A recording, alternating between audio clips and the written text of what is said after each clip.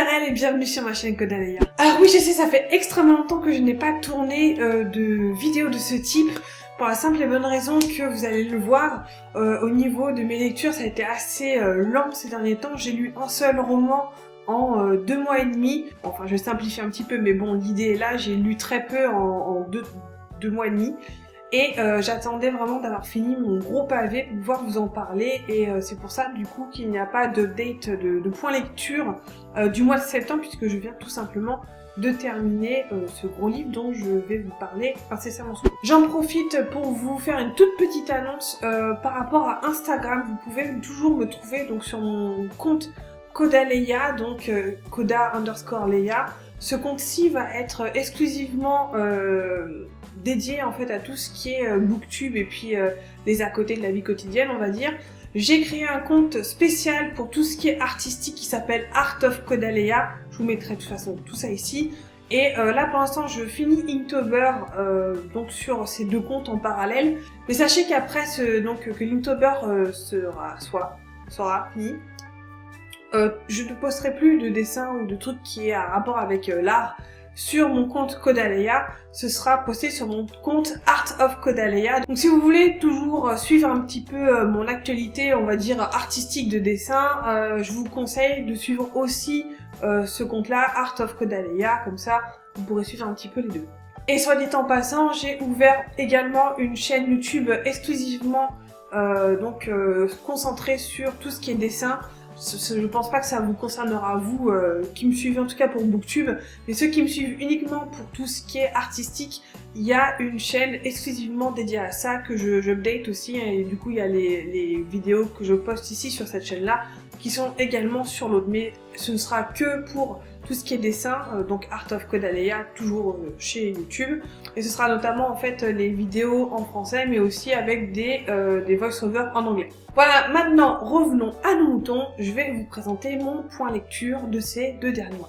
Donc au mois d'août, je vous quittais avec ce pavé. Il s'agit d'un partenariat Brajlon qui est les 12 rois de Charakai de Bradley Beaulieu, donc que j'ai commencé à lire à la mi-août et que j'ai fini il y a à peu près une semaine. Comme vous voyez, il fait quelque chose comme 575 pages, un truc comme ça. C'est de la fantaisie, on va dire arabisante, ou en tout cas orientale. Donc c'était pour moi vraiment une bouffée d'air frais, pardon, après la lecture un peu très mitigée du Don de Fiona McIntosh que j'avais lu donc le mois d'avant.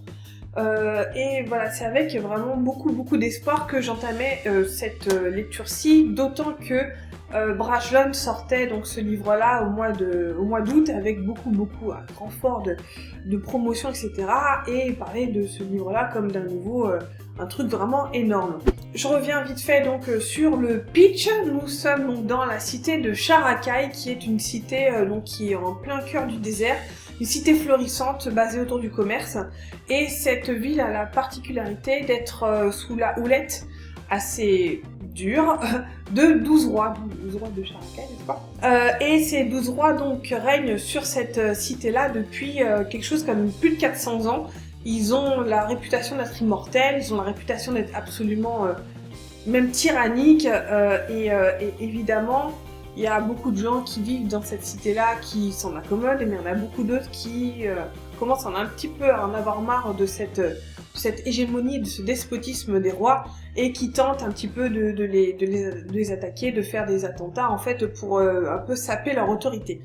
Là-dessus, donc l'héroïne principale qui s'appelle, je pense que ça se dit Cheda ou Seda, je sais pas trop. Moi, je disais Seda dans ma tête, mais comme c'est un CCD, j'imagine que ça se prononce différemment, mais je ne sais pas trop.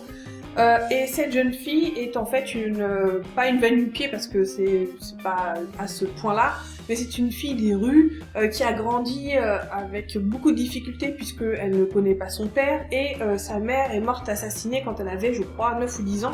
Quelque chose comme ça, et elle est devenue ce qu'ils appellent chien de poussière. J'aime beaucoup ce terme-là. En fait, elle est gladiatrice dans une arène, donc elle se bat pour vivre. Et là-dessus, donc, va se développer une histoire autour de ça, autour des rois, autour de beaucoup de mystères. Il y a énormément de mystères dans ce bouquin-là. Maintenant, au niveau de mon ressenti, j'avoue que j'en attendais peut-être un petit peu plus. Oui, une parenthèse, hein, évidemment, vous pouvez trouver la chronique déjà écrite de ce que j'ai pensé de cette lecture sur mon blog, hein, comme d'habitude, hein, le lien est dans la barre d'infos. Juste un parenthèse. Donc ma lecture a été pas forcément top, dans le sens où, comme je vous ai dit, j'ai mis 2 mois et demi à le lire. Pour moi, ça a été une lecture lente, parce que déjà je lis lentement, mais en plus, c'était pas une lecture absolument... j'ai pas grimpé au rideau comme on me le promettait. Même si c'était vraiment un bouquin que j'ai apprécié lire, je suis contente d'avoir lu, ça n'a pas été vraiment l'apothéose qui nous était vendue. Maintenant, ça reste un bon bouquin, comme je vous disais, une bonne intrigue, de bons personnages, même si il y a des fois le personnage principal, donc Seda, peut paraître un petit peu froide de premier abord parce que elle est elle a un petit peu tendance à cacher, à tout prendre sur elle-même et à cacher ses sentiments, etc. pour paraître dure et que rien ne l'atteint, etc. Ça fait beaucoup de etc. C'est dur de reprendre un petit peu les vidéos. Donc pour moi, la lecture a été assez longue. J'ai trouvé que ça se mettait vraiment très lentement en place. Peut-être un petit peu trop lentement parce que sincèrement, j'ai trouvé que là où ça commençait vraiment à prendre un petit peu sa vitesse de croisière, c'est autour des 200-300 pages, quoi. Donc 300 pages à se gaver avant. Où bon, il se passe pas grand chose, mais en même temps, faut installer un univers, faut installer une ambiance, faut installer des personnages aussi. Je sais que c'est un tome d'exposition, donc forcément ça prend du temps. Mais voilà, j'aurais aimé que ça se passe un tout petit peu plus smooth, un petit peu plus rapide que ça m'a été. Maintenant, cela dit, donc comme je vous disais, c'est un tome 1, c'est le tome d'exposition, ça n'a pas été une mauvaise lecture, hein, loin s'en faut.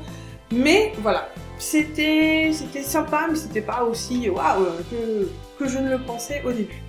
À un moment, j'ai fait une petite pause dans ma lecture, j'en ai profité pour lire ce livre aussi qui m'avait été offert lors du swap que j'ai fait avec Moody au mois de septembre. Je vous laisse le lien, je pense que je mettrai un petit encart ici.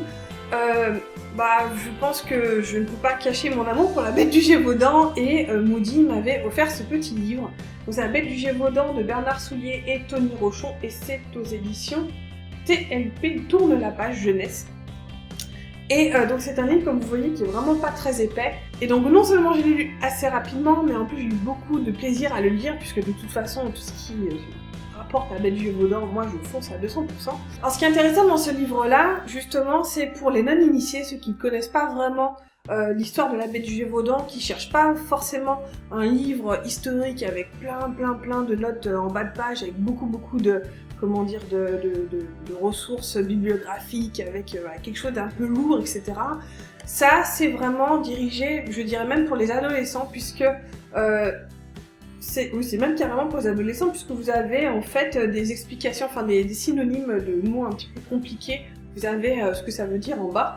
Bon, évidemment, j'en ai pas forcément besoin, mais voilà, c'est vraiment dirigé vers des adolescents qui ne connaissent pas forcément cette histoire-là, qui seraient éventuellement intéressés, ou qui seraient peut-être juste qui aiment bien les trucs d'horreur ou de suspense ou les trucs comme ça.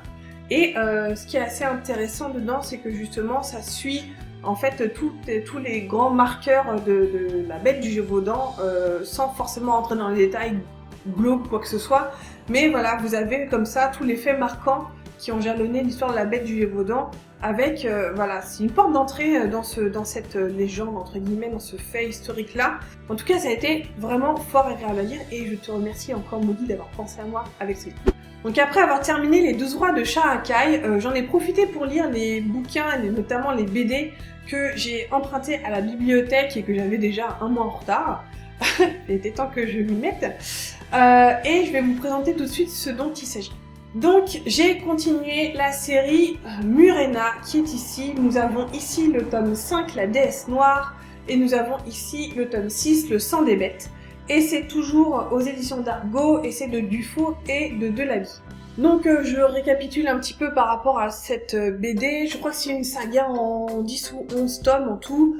Elle est pas assez vieille, mais en tout cas je pense que si vous la cherchez dans votre bibliothèque ou votre médiathèque, vous pourrez la trouver assez facilement parce que c'est une saga historique qui a quand même eu pas mal de succès.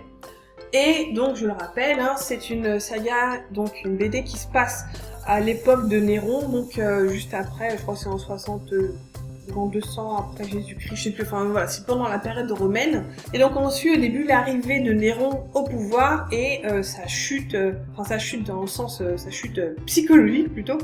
Voilà, parce que c'était un homme qui était donc devenu empereur, qui a eu des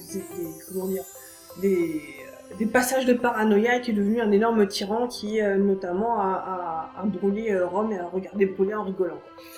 Je résume, mais c'est à peu près ça.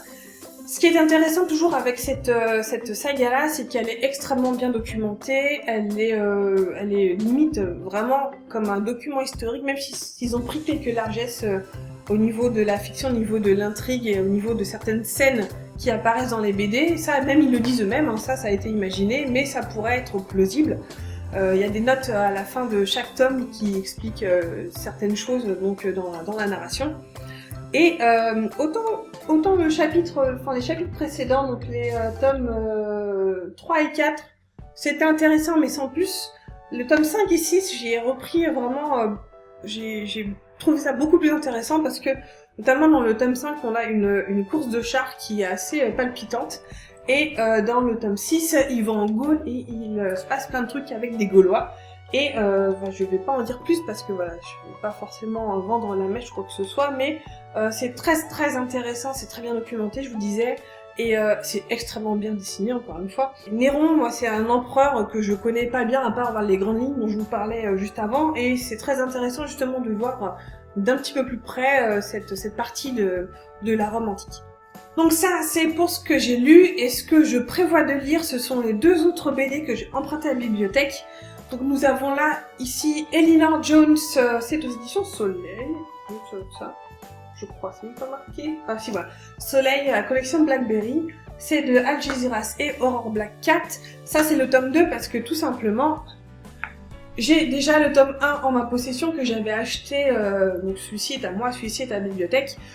J'avais lu le premier tome, ça n'avait pas été non plus un truc énorme à lire, mais j'étais quand même curieuse de voir un petit peu la suite, et comme je voulais pas forcément acheter, puisque bon, le premier tome m'avait pas non plus régalé plus que ça, je l'ai emprunté à la bibliothèque pour pouvoir lire quand même un petit peu, pour voir ce qui se passait par la suite, parce que mine de rien, niveau graphique c'était très sympa, je trouvais que c'était au niveau du scénario que ça pêchait, je trouvais ça un petit peu trop simple. Mais bon, pourquoi pas, la bibliothèque à la suite, donc je me suis dit, why not. J'ai ensuite emprunté le tome 2 de Fable, et là c'est pareil, j'avais en ma possession le tome 1 que j'ai acheté et que j'ai lu il y a facilement longtemps, je dirais peut-être plus de 10 ans, et c'est une série dont j'avais vraiment envie de me replonger dedans, et c'est une série qui a je sais plus combien de TPB, je sais plus combien de tomes.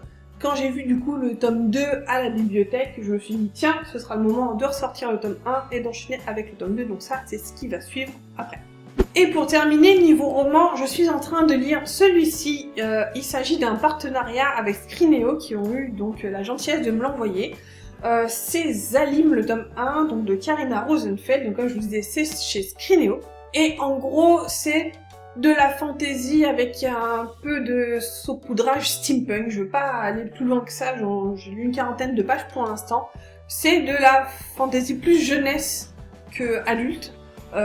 Et pour l'instant, je ne veux pas trop en dire, trop m'avancer, puisque je viens tout juste de commencer, donc vous aurez ma chronique, je pense, dans le prochain update lecture. Voilà, c'est là-dessus que se termine cette vidéo de point lecture. J'ai l'impression d'avoir vraiment eu du mal à m'y remettre. Je pense que ça se verra pas forcément avec le montage, mais voilà, je tenais à vous le dire. Je suis très contente de reprendre les vidéos. J'avoue que j'ai eu une petite période de flemme, une petite période où j'avais juste pas envie de reprendre ma caméra. Mais voilà, c'est terminé. On va reprendre un petit peu le boulot comme ça. On va reprendre un petit peu du poil de la bête et on va s'y remettre. Donc comme d'habitude, hein, si vous avez envie de lire un de ces livres, si vous l'avez lu ou n'importe quoi, n'hésitez pas à me laisser un petit commentaire là-dessous, sous cette vidéo, je vais vous faire un plaisir de vous répondre. Voilà, c'est là-dessus que se termine cette vidéo, j'espère que ça vous aura plu et je vous souhaite d'excellentes lectures, je vous dis à très bientôt. Ciao!